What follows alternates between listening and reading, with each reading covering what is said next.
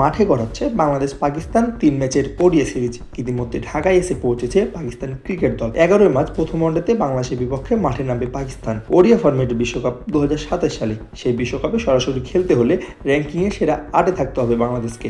বর্তমানে বাংলাদেশ রয়েছে ১০ নম্বরে, অন্যদিকে পাকিস্তান রয়েছে ৪র্থ স্থানে। এই সিরিজ জিতে র্যাঙ্কিং এগিয়ে যাওয়ার সুযোগ আছে বাংলাদেশের সামনে। বর্তমানে ৭৬ রেটিং নিয়ে বাংলাদেশ রয়েছে ১০ম স্থানে, অন্যদিকে পাকিস্তান ১০৫ রেটিং নিয়ে রয়েছে ৪র্থ স্থানে। বাংলাদেশ যদি 0-৩ ব্যবধানে পাকিস্তানকে হারিয়ে দেয়, সেক্ষেত্রে ৮১ রেটিং হবে বাংলাদেশের। পাকিস্তানের রেটিং কমে হবে ১০০। তখন ওয়েস্ট ইন্ডিজকে ১০ নম্বরে ঠেলে দিয়ে বাংলাদেশ উঠে আসবে ৯ম স্থানে। পাকিস্তান থেকে যাবে ৪ নম্বরেই।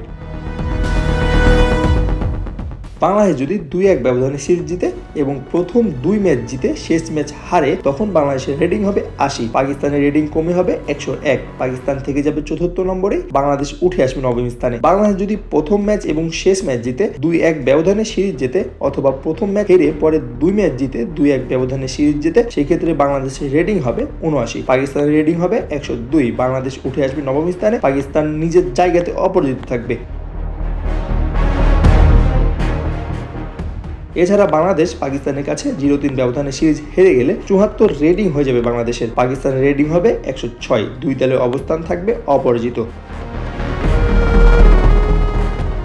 অন্যদিকে বাংলাদেশ যদি ২-১ ব্যবধানে সিরিজ হারে, তখন এক বেড়ে ৭৭ রেটিং হয় বাংলাদেশের।